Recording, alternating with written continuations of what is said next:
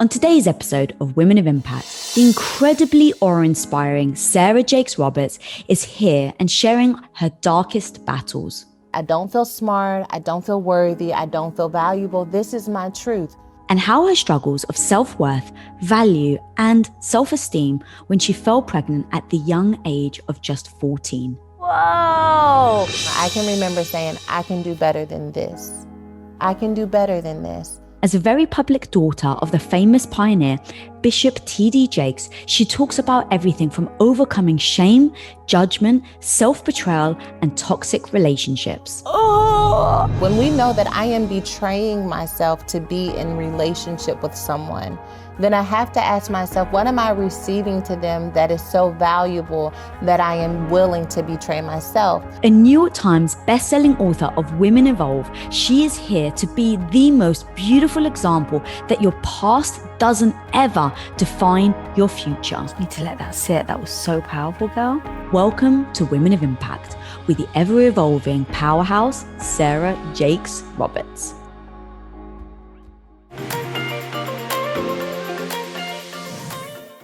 Welcome to the show, Sarah. Oh, thank you for having me. I am so excited. Oh my God, me too. I've read your book. It is freaking amazing. I have pulled out so many wonderful things for us to talk about. But to me, I think the very first place that I want to start, which is a very bold statement that I heard you say, is about self-worth. Yeah. And that you believe that this is actually the biggest challenge you think that women face today. For sure. So I actually want to start there. What does self-worth actually mean to you? Oh, self-worth is my belief that I belong wherever I am, in whatever room or space that I'm in, and that I bring value to that space. That I'm not just there because someone else couldn't come, or I'm not just there because they didn't find someone better, but that I bring value no matter where I am.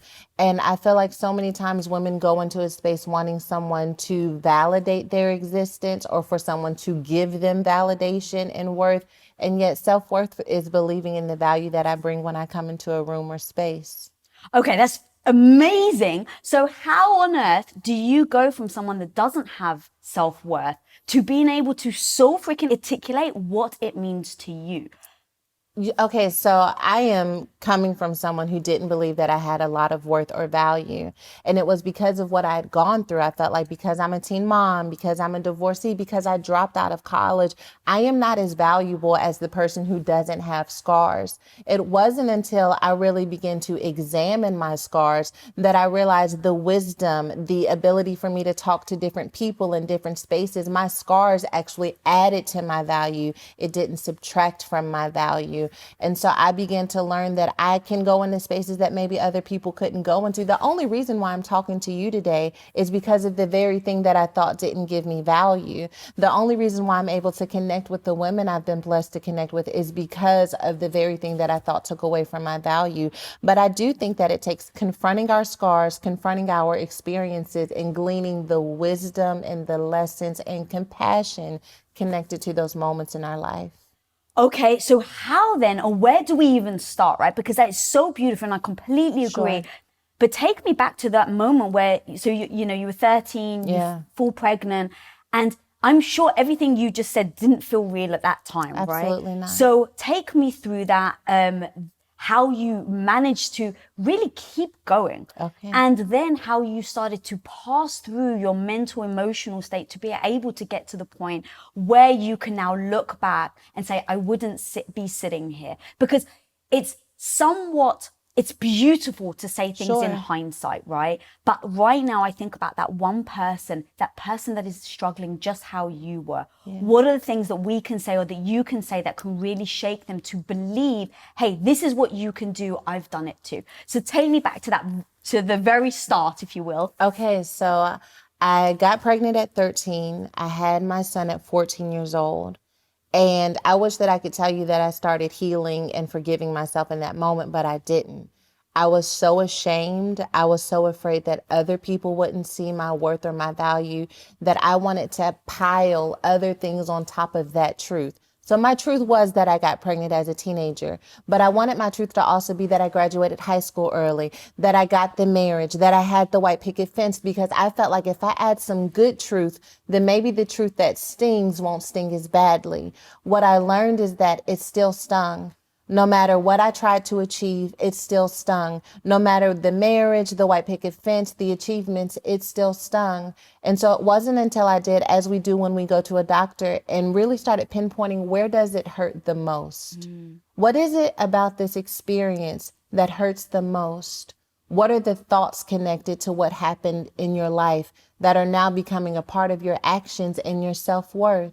And when I started thinking, well, okay, I don't think that I really deserve a good relationship. I don't think that I am as valuable or as smart as the woman beside me. People would tell me that I was smart growing up, and I was like, smart girls don't get pregnant at an early age. And so I had to really come to this space where I realized I don't feel smart. I don't feel worthy. I don't feel valuable. This is my truth. And as painful as that was to say, it was also liberating, because I took the whisper that was haunting me and taunting me throughout my life and finally gave it a voice. And when I finally gave it a voice, I had to ask myself, now, do you want to think like this, act like this, and believe like this for the rest of your life? Who would you be if you did not believe this? Who would you be if you felt like, you know what, there's nothing I can do to change it, but what do I want to do with what I have leftovers? Everything we're going to do in our life is going to happen with leftovers. Our dream, our ambition, our purpose is beautiful, but you know the ingredients, our leftovers. And so whether your leftover is you're a widow or you're a single mother or you dropped out of school, when you look at your leftovers, you get to say, what meal do I want to create with what I have left? And am I willing to do the work to put it together? Whoa. I've never heard it be said like that before. That really hit me. The leftovers. Wow, girl. Oh, girl, all the power is in the leftovers. Anyone who we've ever admired, if we really listen at their story and choose to not be blinded by their achievements, then we will hear that everything happened with their leftovers, that they said, well, this is what I have left. And so I took it and I decided to start the business in my garage, or I took it and I decided to write the book with my computer. The leftovers are where all the glory is. Ooh, I've never heard it. That was so fire. The leftovers, that's so empowering, because in those moments where you're struggling and you're judging the leftovers, where you want to get rid of the leftovers, you want to hide the leftovers, you want to trash it. It's the reframe. I'm such a fan of perspective is everything, right? It's if you think something is bad, then you will act in accordance. If you think something is beautiful, then you will act in accordance. So reframing the leftovers is amazing. And I love what you were talking about of letting the whispers speak. And I've heard you talk, I think you call it, you let the poison speak. Yeah, the poison. You know, I came to this epiphany. I thought that I had been in a toxic relationship with an individual, and I realized that the poison really started with me. That I had my own poison, that my insecurities were constantly pumping into my veins, that fear was constantly pumping into my veins. And I realized that as long as I was poison, I could only attract poison. And the only way to get poison out is to begin to speak and allow it to come out of you, so that you can see just how toxic my thoughts are, just how toxic this false confidence is, this false positivity is. And now that I have it out there, now I have room to just be authentic and real about where I am. And that way I can be transformed. A lot of times we ask for transformation, but we only want the transformation to be connected to this false version of who we are. But transformation is about authenticity. And the more real, the more authentic, the more vulnerable you can be, the more opportunity we have to transform those leftovers into glory. Wow. And as you're talking, I love the analogies and things that you're saying, like the purge, you said, it kind of made me think about when you have food poisoning. Right? What is the first thing you do? You throw it all up. You get rid of it. Got to get it out of me. I got to get it out of me. I feel like even like maybe someone's watching right now and they're like, I've been holding this in for so long. This pain, this insecurity, this fear, it's been inside of me too long, because I'm afraid if I let it out that I don't know who I'll become. I'm afraid if I let it out that it'll make a big mess. Well, girl, we know how to clean up messes. Let it all out. Let it all out. Let it pour. Let it purge. Get it all out of you. And then we can begin to clean up what is left over after you have these moments. But it's not doing you any well staying inside of you. Okay. So when you're allowing the poison to come in. In those moments, it doesn't feel great, right? It really does. You're having to face yourself. You're having to face your own ego, the own negative thoughts. And in those moments, our instinct really is to just stop. How do you advise people to encourage them? Like, even though the pain is real right now, keep going, because you will get to the other end. Because if we don't do this, though, we're denying ourselves a part of our truth, a part of our identity. Just because we don't confront it doesn't mean that it's not a part of us. And to live divided is to say, I don't want to confront it. I'm going to stop the process and only show up in this one space of who I am. And then yet we want someone who comes into our life and we want them to make us feel whole, or we want to be confident about every part of our life, but we only live in this divided part of ourselves. And so I always challenge people to say that, like, you have to fall more in love with you than you do with the potential outcome that you're achieving or looking to achieve. Because when you fall in love with all of you, even the parts of you that are divided, it does change the way you walk into a space. You know, I really do believe that our strength is in our ruins. And yet, if we divide ourselves from our ruins, then we don't know our strength. We'll think, I can't take another blow. I can't take another hit. Well, you could take another blow and take another hit if you learned the lessons from the last blows and last hits. You learn how to duck and weave better. Okay. You know how to lift and prepare for the battle better. You know how to think when you go into a space. But that takes inventory. Oh, God, yeah. It's interesting because we don't give ourselves permission to really do that with our mind, but we do with other things, right? If you're going to practice, it's like, oh, public speaking. Okay, yeah, you're going to get up, you're going to practice, you're going to do it time and time again. But we almost don't treat that with our own mindset and the way that we think. I totally agree. I think it goes back to this idea of, I'm afraid that if I look into this, that I won't feel worthy, or that I will feel silly or not smart. And so I am so afraid of not feeling worthy that I don't even want to look at the things that actually make me feel less worthy. Yeah. So how do you start to change that? I heard you say, oh God, it was an amazing quote. I'm going to grab it. The greatest enemy lies between your ears. Yeah. Oh, yeah. It's the voices that exist within our own mind that cause us the most torment. People ask me all the time, like, how do you deal with trolls on social media, or people who say, you know, not so nice things on social media? And for me, the comments that sting the worst are the ones that echo an insecurity I already had. Now, if someone comes on my page and they're like, the sky is orange, I'm like, you're crazy. You have no idea what you're talking about. But someone comes on and they say something that really hurts my feelings. It echoes an insecurity I already had. And so I really do believe that really taking inventory, right, of what are the thoughts in my mind, and listen, what are the roots connected to those thoughts? Where did that thought come from? Did someone speak something over me when I was in school and I took that negative thought and allowed it to become my truth? Did my parents say something to me and I took that negative thought and allowed it to become truth? I talk about in the book how someone told me, I always knew to expect something like this out of you when I got pregnant. And it changed everything I thought about myself, because I said, I must be projecting something that makes other people feel like they can expect, you know, certain behaviors out of me. And I allowed that to live in my head until I kind of did the work to find the roots. Oh my God. Okay. So I really want to just highlight what you just said there. So when you were younger, you get pregnant, someone turns around to you and says, I always expected something like this out of you. Yeah. Okay. Just take a deep breath. That's really hard to hear. I'm sure it's hard for me to hear you say it, let alone as you as a kid at the age of 13 hearing that. So that's actually where I'd love to go, is about identity, is about people trying to put us in a bucket. And you've even said that you put yourself in a bucket. You would call yourself the teen mum. Yeah. And over time, like you'd said earlier in this interview, that you try to then replace that with, well, hang on, I'm also a college graduate. I'm also this. How do you block out that voice, or start to say that person that comes to you and says, oh, this is what you meant to be? Yeah. So let's talk about that process of how you heard that, how you were someone that didn't have any self-worth whatsoever, that really did think that they were a teen mom, that they, you know, are they meant for any more? Someone's telling them that day in and day out. And your dad is TD Jakes, like Mr. Bishop himself. And so all the family pressure, the cultural pressure, it didn't keep you there. Yeah. Let's start breaking that down. You know, I accepted every thought that came my way. Oh man, this is so good. I accepted every thought, whether it was, I always knew to expect something like this from you. I accepted that there's something wrong with you. If someone says, I love you, I accepted that too. Even if their demonstration didn't look like love, I accepted every thought that came my way. And it wasn't until I realized that just because a thought comes my way doesn't mean I have to accept it. To accept a thought is to say, I'm going to allow this to now become a part of my truth.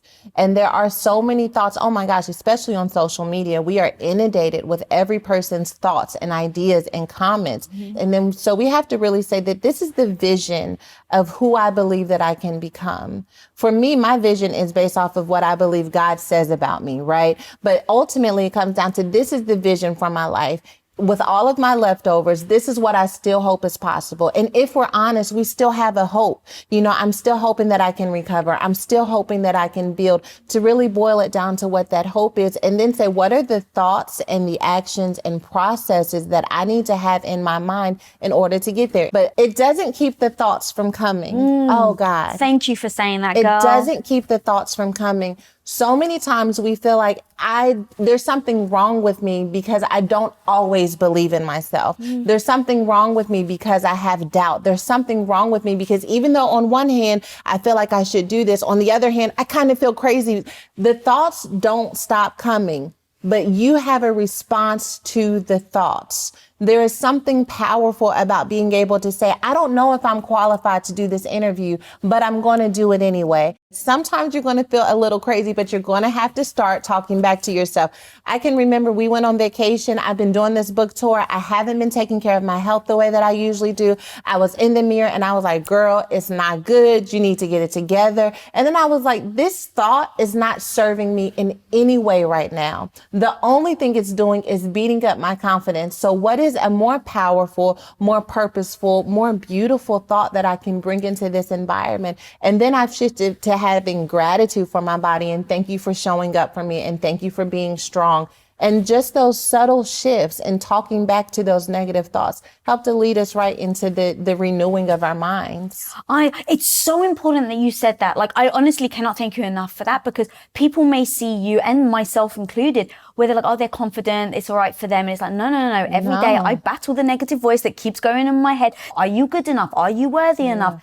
And I think it's important that people still hear you say that you do that, because it's a disservice to them to dismiss you as being gifted, as to dismiss you as saying, well, she's got it together. It's like, no, it's still every day. She's still doing the work. It's never just it's like in a relationship, right? It's like you don't just find the person you love, meet them, marry them potentially, and then go, okay, we're all good now. It's like, no. Every day you have to work at that relationship. Absolutely. So just like you have to work at a relationship with somebody else, you have to work on a relationship with yourself. Yeah. And you have to know what it is that you need. You know, just like in a relationship, like we're not qualified to be in a relationship until we realize what I need a person in my life for, what is the best value and purpose that someone can bring into my life as it relates to partnership. But to ask those questions of myself, where are my deficiencies? Where are my insecurities? And how can I be a better lover of my own soul?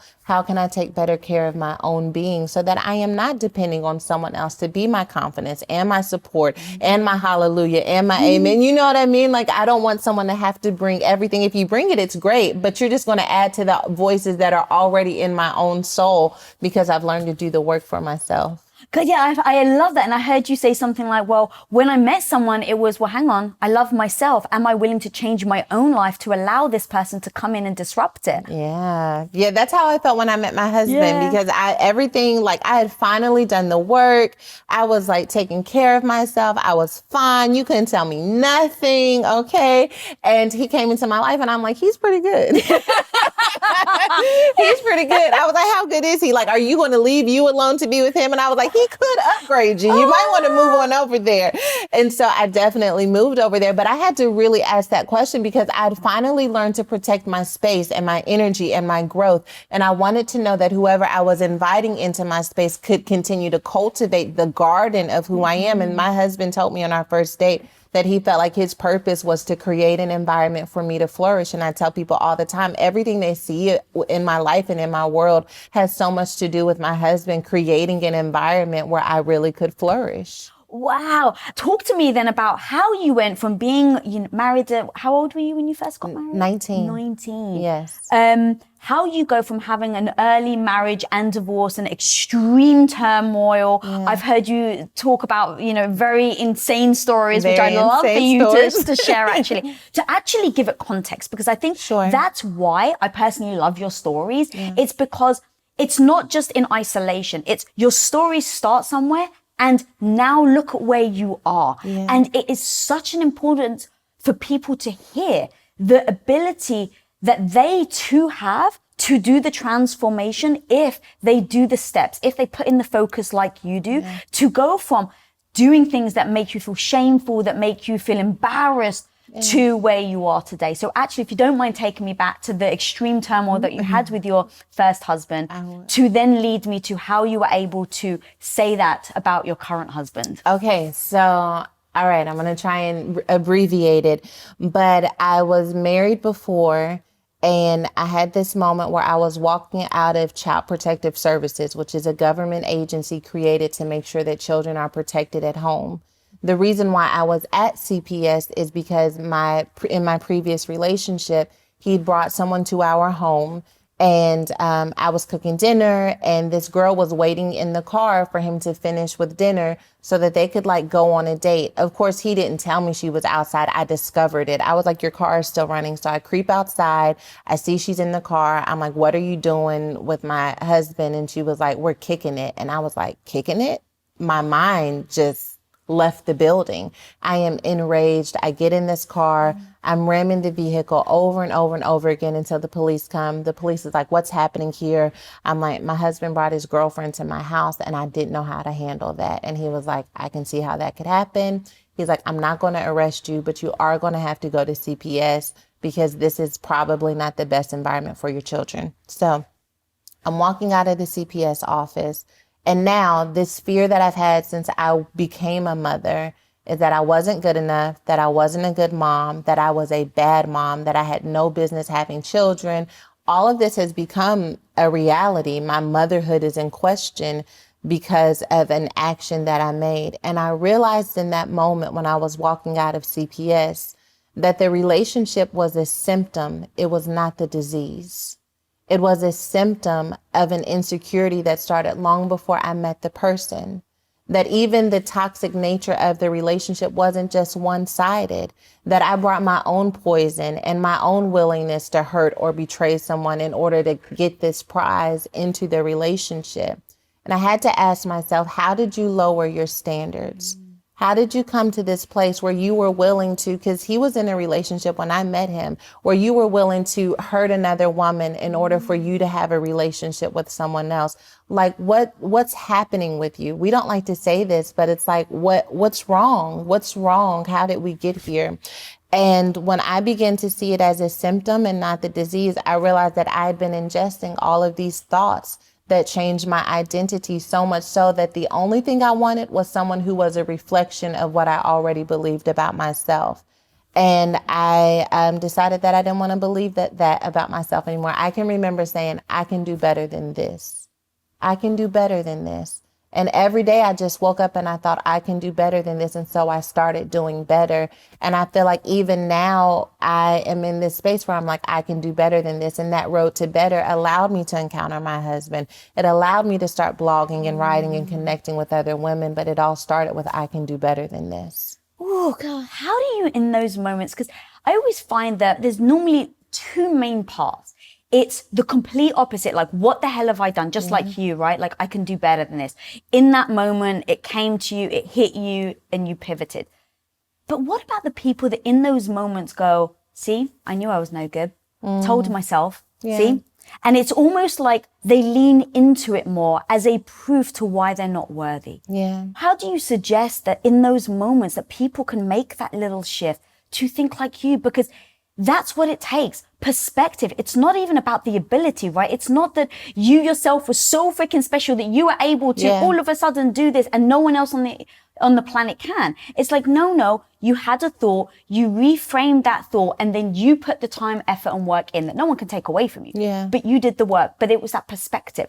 How do we encourage women to have that shift in perspective? Well, I would first say that if you know a woman like that, that the best thing you can do is love her, not judge her. A lot of times we want so badly for the woman to be free that we kind of push her into freedom.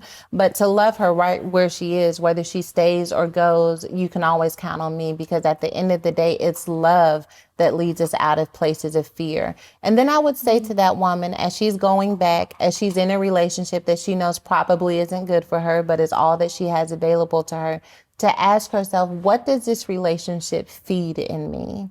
Because that's a really powerful question. When we know that I am betraying myself to be in relationship with someone, then I have to ask myself, what am I receiving to them that is so valuable that I am willing to betray myself? What I have learned is that for the most part, it comes down to people really feeling like this person, I have so much potential and hope in this person that I don't want to walk away from that. But if we can turn that hope and potential into inner focus, then it's easier to walk away. Hope is a very powerful thing. Yeah. And you mentioned it earlier that almost is like the first step, is like assessing your hopes, and then can I do this, and then moving forward. And I've heard of this phrase before, but you incubate your hopes. Yeah. I love that. Like, talk to me about how on earth you incubate hopes.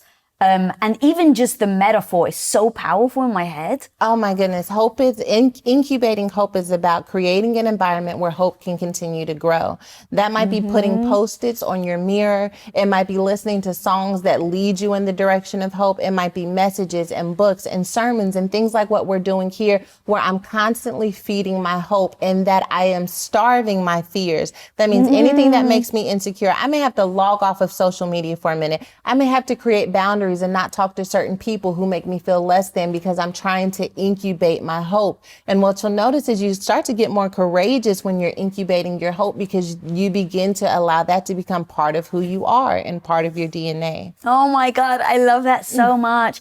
I actually want to go back to something you said earlier, which is about toxic people. And I want to read a quote that it really hit me so hard. And it's so beautifully said.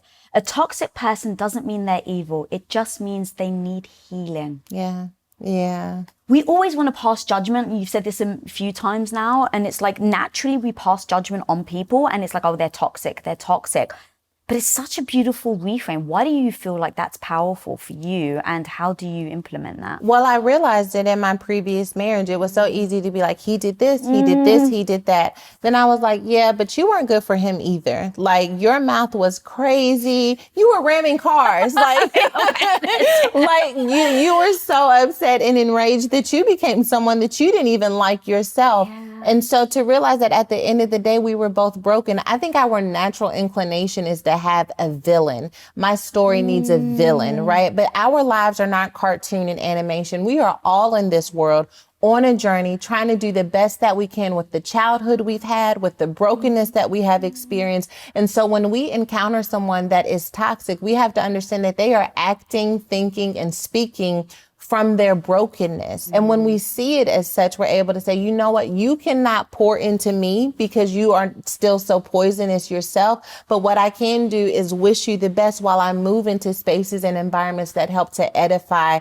and allow me to have sustenance, because otherwise our need to be a hero will make us drown in someone else's pool of poison, instead of really taking the time to really, my analogies are out here, but to swim. I freaking love the analogies. Keep coming. I was going to say, keep them coming. That's so beautiful, because I think that that's important to remind ourselves, because when someone is toxic, we either vilify them, which is 100%, which I actually don't think that does us ourselves any justice. Yeah, what does that do? But I've also heard you say sometimes you want to hold on to some hostileness. Yeah. So talk to me about that. And is that hostility within yourself? Is that hostility with other people? It's towards other people. Now I'm telling you, this is the best version of me talking to you right now, because I want to be very clear that I am very petty when I am not in the best version of myself. Okay. So if someone does something to me, it takes me a minute to come to this place of forgiveness and compassion, and they're just broken. Because I start, I hope there's a pebble in their shoe, and that I want to hear the pettiness. Yes, this is why it's important. Tell me a couple of the pettinesses, so that we can say how you shift it. No, no.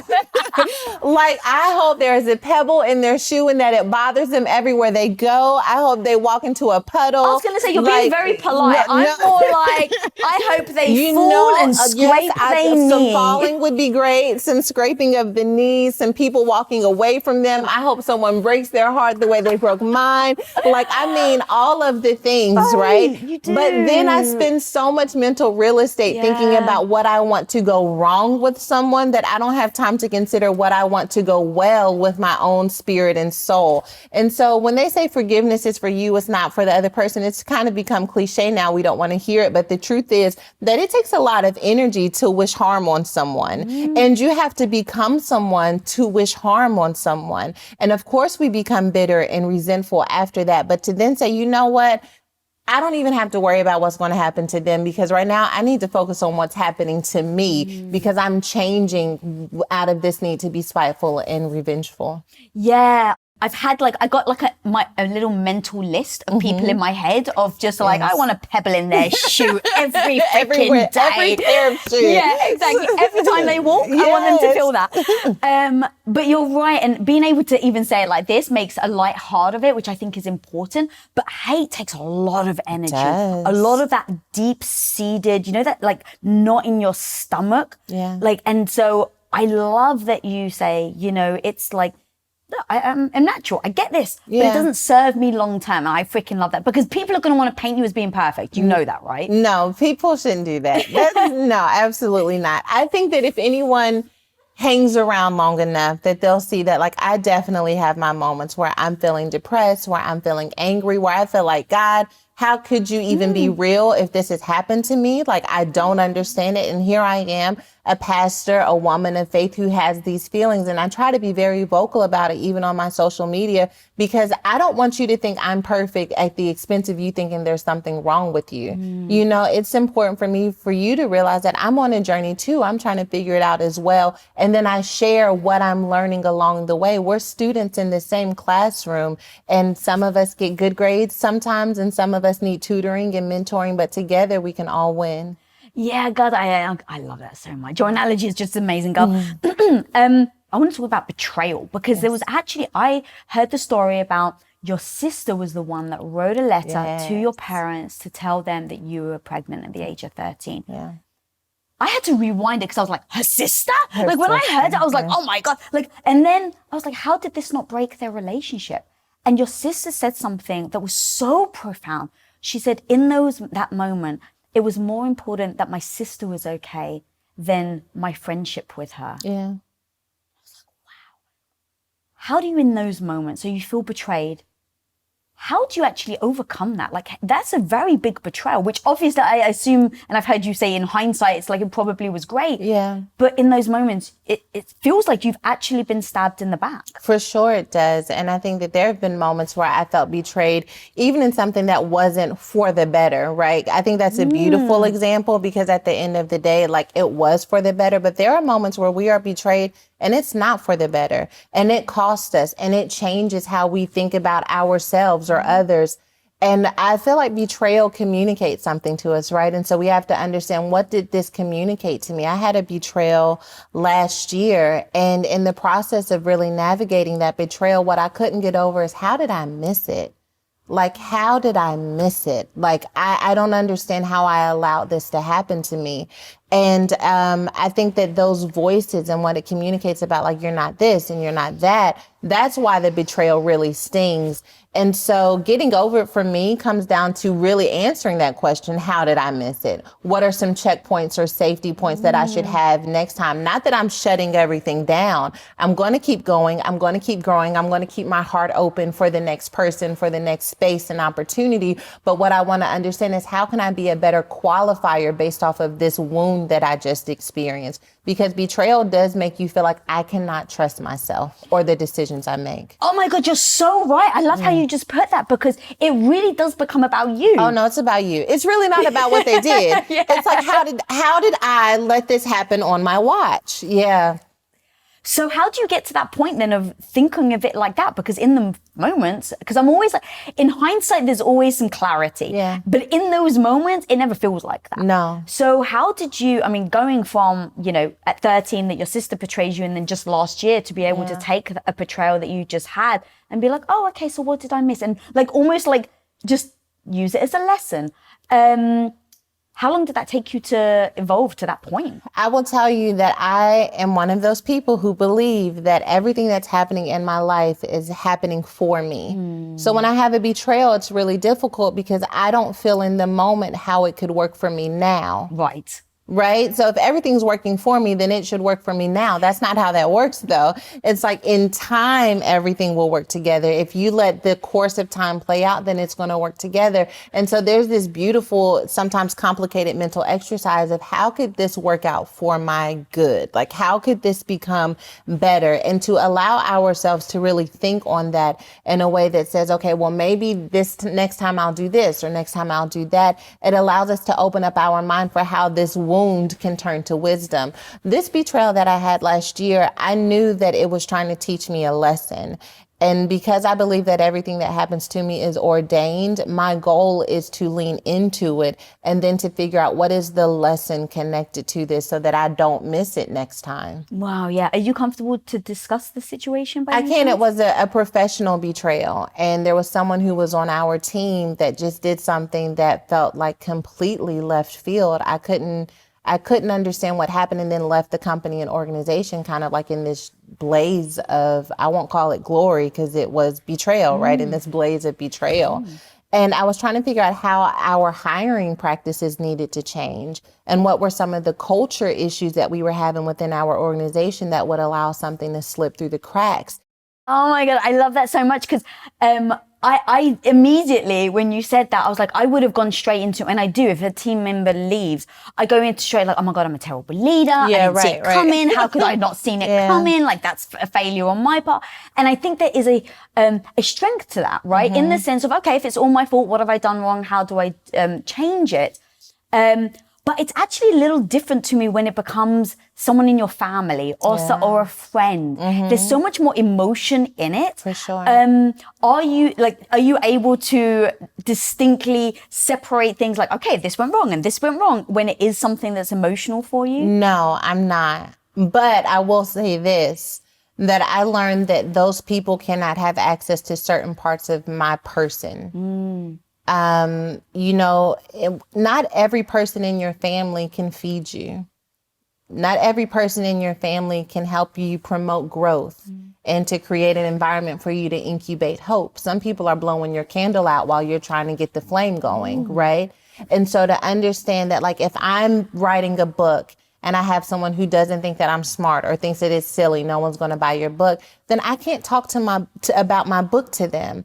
To really understand based off of my interactions and engagements what boundaries I need, even when it comes to family, because it does hurt to have someone who's supposed to be in your corner tell you that you shouldn't be in the fight in the first place. And I'll tell you this, there's even a way where someone can tell you that I don't think this is your fight without damaging you in the process, right? Because not everyone has to agree with you. I'm not talking about having yes men, right? I'm talking about people who know how to even steer you in a different direction with grace and kindness in your heart and soul and mind. Yet people who are just like that brutally honest, I don't believe in that. I don't think that's cute. Being brutally, you can be honest without being brutal because at the end of the day, there's a person connected to it.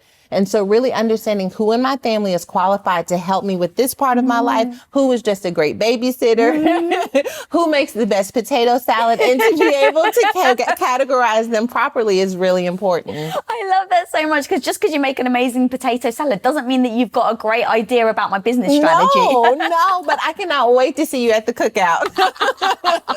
That's really important actually, because I think that if we respect people, then at least for me, if I respect someone, I used to think, oh, well, it means I have to listen to them. Right. And all you have to do really is make sure that they feel like they got their voice out. But you don't have to take what they say and make it a part of your decision making, especially when you know that you've got something that no one's really going to understand but you for a minute. Like when I created Woman Evolve, I was like, I want to create a space where people who know the lyrics to Beyonce songs and love Megan Thee Stallion, but also want to figure out a little bit about scripture could come together and really figure out like who am I? How do I come through my past traumas and mistakes, and how do I show up in the world? And there was really nothing like it, at least nothing that I had been exposed to that looked like that. And it seemed a little crazy when we were planning our pre-shows and what the content was going to be like. And yet there was this space that was just for me. If I would have told someone who only believed in traditional models of faith or only believed in traditional expressions of women's ministry, then they would have told me that you can't do this and you can't do that. And I would have maybe listened and missed out on the opportunity to be exposed to places and spaces that I should have never been in. But because I dared to believe and dared to incubate that thing and to keep boundaries around it, I've been able to really experience some transformation for people. I dare to believe. That really hit me. Dare. Yeah, it's a dare. It's a dare. Sometimes believing in yourself, believing in what, God's given you, is like playing truth or dare. The truth is I'm afraid, but I'm going to dare to believe anyway. The truth is I'm not qualified, but I'm going to dare to go after it anyway. Just because it's true doesn't mean it has to become the compass in which you navigate your life with. Sometimes faith is a dare. Sometimes building is a dare. My heart is broken, but I'm going to dare to love again. I'm grieving, but I'm going to dare to get up and go to work. I'm going to dare to continue to show up in my life with my broken pieces, with my leftovers, because I believe that if I continue to do that, that there is unexpected beauty for me to behold. Not for me to achieve, but for me to behold. There is a version of you that you have yet to behold. You are just getting started. And you're going to have these mornings and these moments where you dare to keep your eyes open, even when it's easier to go through them with them closed and afraid. So I'm going to keep my eyes open and my heart open because there's another me that I want to behold.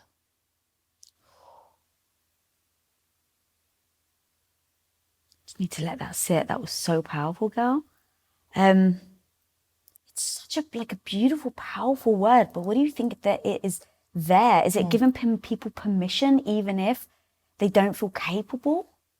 I think it's permission for it to not be easy. Ah. The only thing about sound bites and social media and motivational quotes is that it makes it sound like so easy.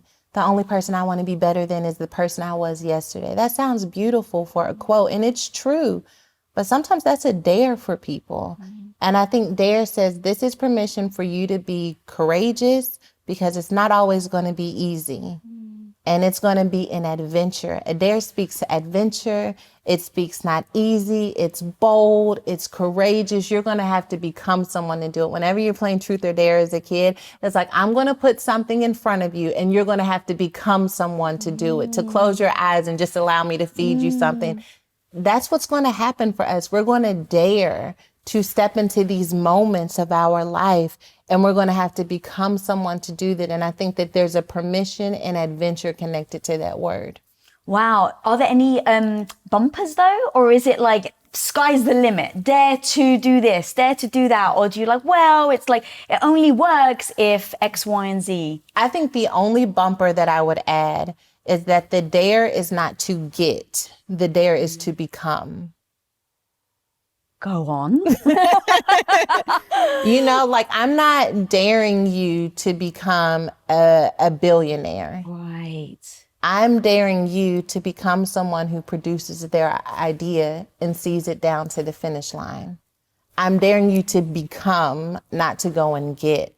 And so when it is always about becoming and changing the way I think and communicating and educating and learning and growing, this is about me becoming, not what I can get. So that's the only bumper I would add to That's that. a pretty amazing bumper. Yeah, that's a good one, girl. It's a good one. And you actually said it slightly earlier, I didn't want to interrupt you, but it basically is your perception of what success is. Yes. Talk to me about that because it's so powerful. I think that we so get hung up on the end goal, which can be beautiful. It's such a great driving force, but we get so hung up on that we think if we don't get there, it's a failure. Okay, I'll talk about it even with this book. So, the book became a New York Times bestseller when it came out, and that was really exciting. But I spent a lot of time in the pre-order phase and the marketing campaign, not making my success about whether or not I hit the New York Times bestsellers list. Because at the end of the day, there are incredible books that never make the list. But what does happen is that it gets into the hands of one person or two people or 1,000 people, and it changes those people's lives. And so I wanted this book to be about transforming people's lives, not necessarily having a shiny sticker on top of it. And so for me, when people started reading the book and they were like, this is helping me, this is changing me, this is transforming me, I said, that's the sticker. That's the only sticker that matters. And so success for me was about taking what I knew God gave me, putting it out into the earth and allowing it to do whatever it does from that point. I said this once in an Instagram live that success is obedience. It is not allowing what's in you to die in you. It is being obedient to that urge and that nudge that's pushing you towards manifestation. And when I am obedient, what happens from this is up to God and the world and the universe and the people who are connected to it. But my only goal was to be obedient to what was in me. And I became obedient and everything else happened after that. God, I love that. So what would you actually do though, if you were being obedient and you write the book, you're very proud of it and it completely tanks? But the obedience is in writing the book. It is not in the outcome. It's not in the reception. It's not in the validation of how people receive it. The obedience is in, I wrote the book. And the moment that the book is written, you have become obedient and therefore successful. Because you can't say that I don't want my life to be built on validation and then say I need my validation in order to become successful, Yeah. The success is, like I said, in becoming obedient to what's in you. Sarah, you're just freaking amazing, girl. Your book is chock full of such gold. I could honestly talk to you forever, girl.